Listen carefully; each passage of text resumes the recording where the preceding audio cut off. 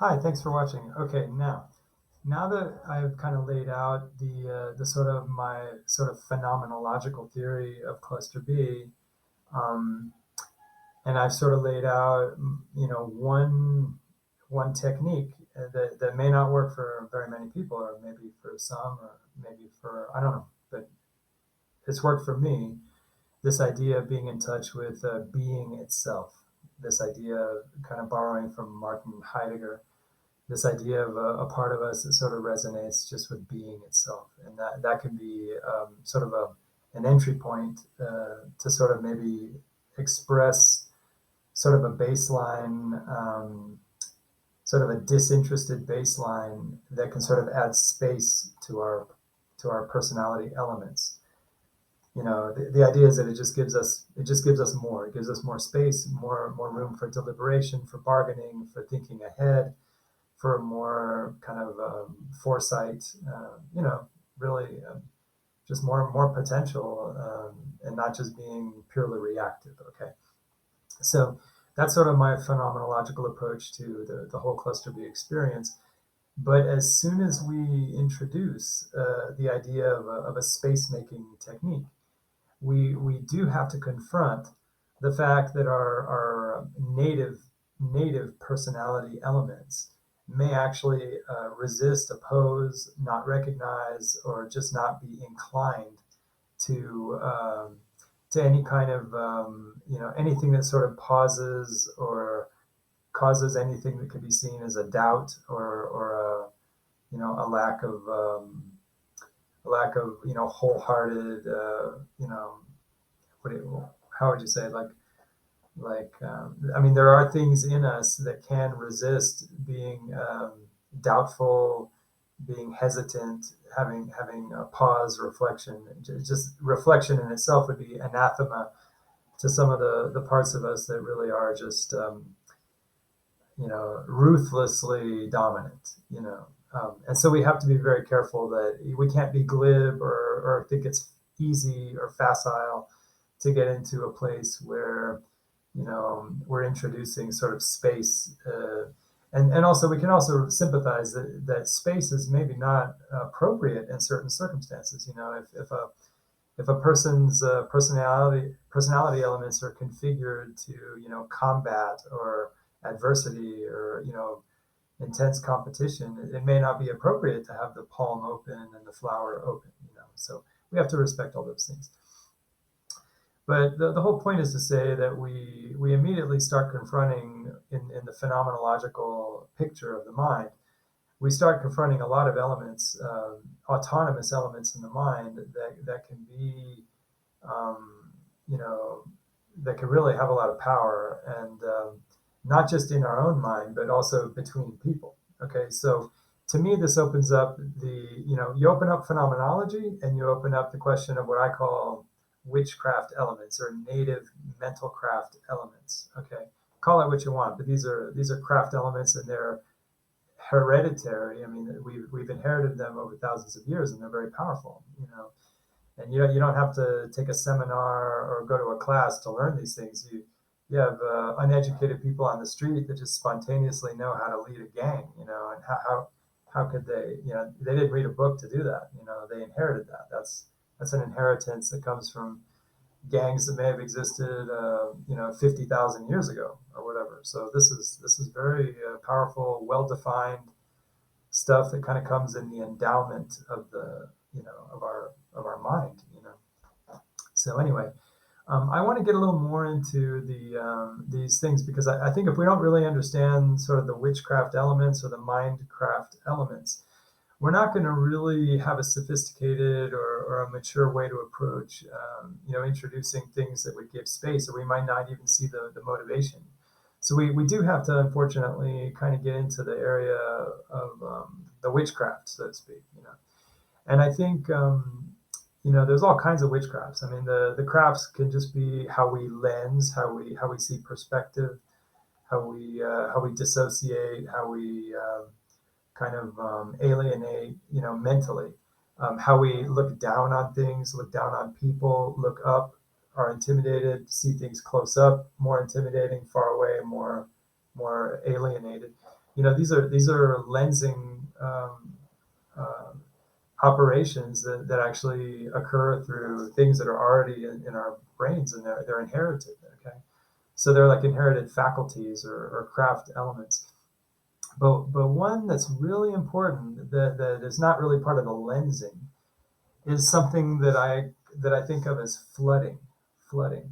Okay, a lot of people who study cluster B disorders talk about how the amygdala can flood the brain and sort of cut off the prefrontal activity and sort of take away your space of deliberation. You could become flooded, flooded with anger, flooded with provocation, with lust, flooded with excitement, hysteria, whatever. Flooding is something, and basically it's just the idea that the more intense our emotional experience, the more it sort of floods our consciousness.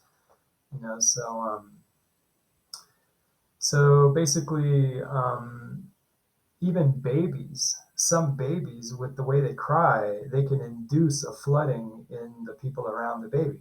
And that's interesting because even a baby has native the ability to natively infect other people with a mind flood, basically, sort of a wailing, whatever that can really flood people's brains. So it's interesting that we're even born sometimes with the ability to flood other people.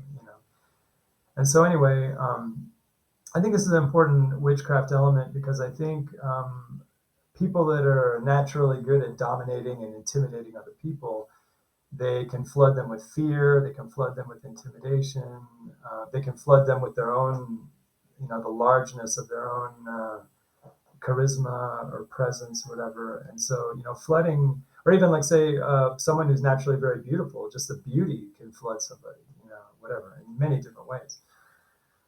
So basically, I think that we're not going to get too far if we don't understand how the flooding process is something that we can self-induce or that can be induced by other people, and that this is one of the most challenging sort of barriers to eventually discovering a place for space in our mind, especially if we're born lacking it, or if we grow up and never have inherited or learned or been introduced to what is space, or maybe we've never lived in a peaceful environment that lends itself to space. You see what I mean?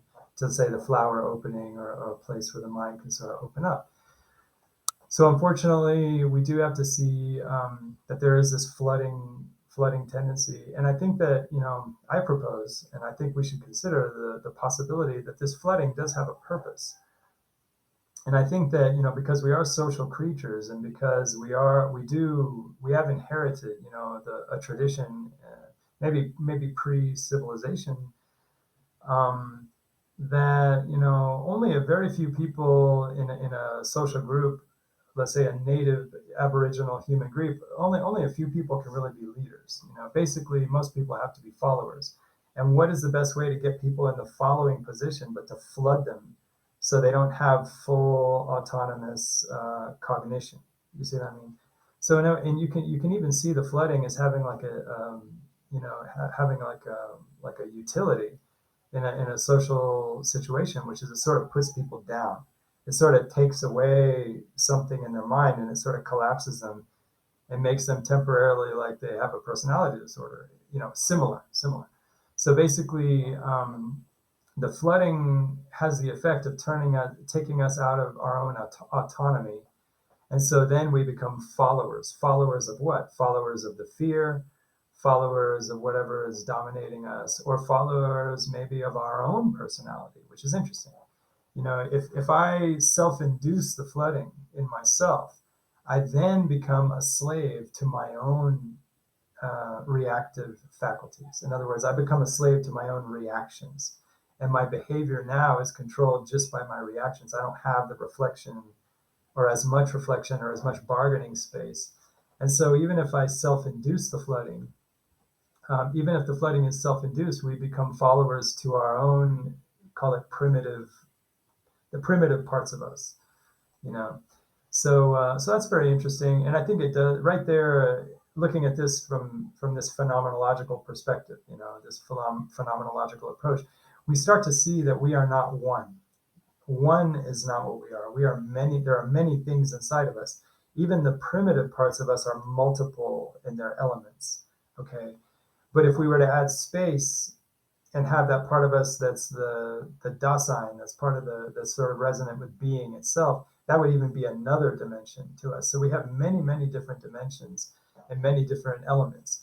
So I think once we introduce this phenomenological perspective, the first thing we eliminate very, very quickly is the idea that I'm one thing, that I'm one being. I mean, we are several, we're sort of like a composition of many different elements.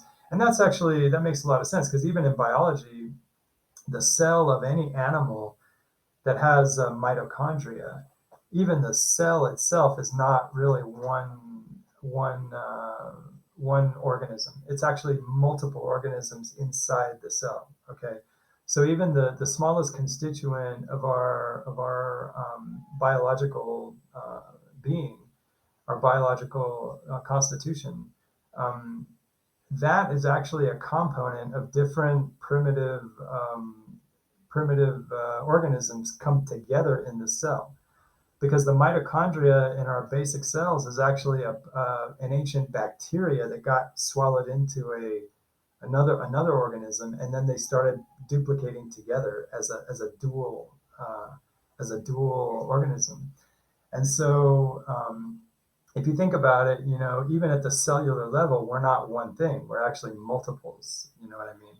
And so I think it's very healthy if we're going to even start on the road to a phenomenological, kind of like call it a therapy or self-help or whatever, is really we start to see that we are many things on the inside, and that we are sort of a conjunction of different elements. The idea is how we can sort of work with strategies to sort of bring out more certain diversities, to bring out, use the diversity in ourselves to create space. Now, you could argue that even within the witchcraft zone, just the primitive elements, without bringing in the being part, that we could create space in between those. And I leave that open. I'm not trying to advocate one certain way, but I just think that once we see this multiplicity, we start to see a lot of room for experimentation and exploration. But being wise and not being naive about it, that there may be some parts of us on the inside that are very, very, very sophisticated things on the inside that we've inherited, that have tens of thousands of years of development, that may have their own opposition and maybe not be inclined to really playing around too much, because there may be parts of us that are really against autonomy, and that's the mind flooding. Okay, and those things may open up against ourselves.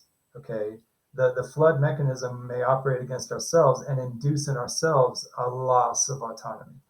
So I just think that as we explore in our personal life this phenomenological landscape inside ourselves, I think we just need to be mindful that there could be parts of us that can be, I'm not going to say, consciously antagonistic, but effectively antagonistic to autonomy.